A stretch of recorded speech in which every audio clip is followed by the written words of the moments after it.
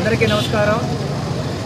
ఈరోజు doctor BR Ambedkar గారి 133వ జయంతి సందర్భంగా భారతీయ జనతా పార్టీ కావలి పట్టణ శాఖ ఆధ్వర్యంలో ఈ యొక్క జయంతి వేడుకల్ని అత్యంత ఘనంగా నిర్వహించుకుంటున్నాం।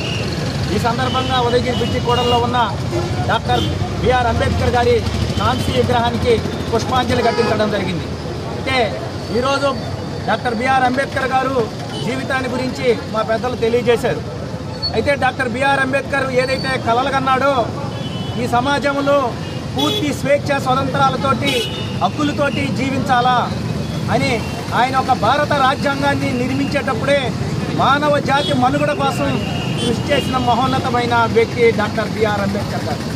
ఆయన పడిన కష్టాలు సమాజంలో ఎవరు పడకూడదనే ఉద్దేశంతో బడుగు బలహీన వర్గాల కోసం, దళిత సామాజిక వర్గం కోసం, దళితులు అంటే దారిద్ర్య రేఖకు దిగువన ఉన్నవాళ్ళని దళితులు అని చెప్పి ఆయన చెప్పిన సంఘటన మనం ఒకసారి గుర్తు చేసుకుంటున్నాం।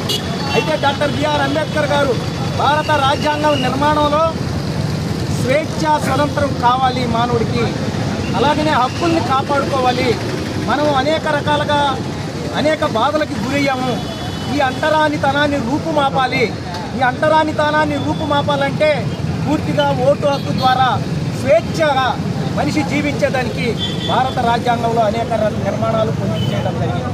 కాబట్టి అలాంటి వ్యక్తిని ఈరోజు భారత ప్రధాని నరేంద్ర మోడీ గారు అంత్యోదయ పథకం కోసం, అంత్యోదయ పథకాన్ని ప్రవేశపెట్టి బడుగు బలహీన వర్గాల కోసం, అట్టడుగు వర్గాల కోసం, అభ్యున్నతి కోసం డాక్టర్ బిఆర్ అంబేద్కర్ ఆశయాలు కొనసాగించడానికి కోసం ఈరోజు మన ప్రధానమంత్రి నరేంద్ర మోడీ గారు ప్రవేశపెట్టడం జరిగింది।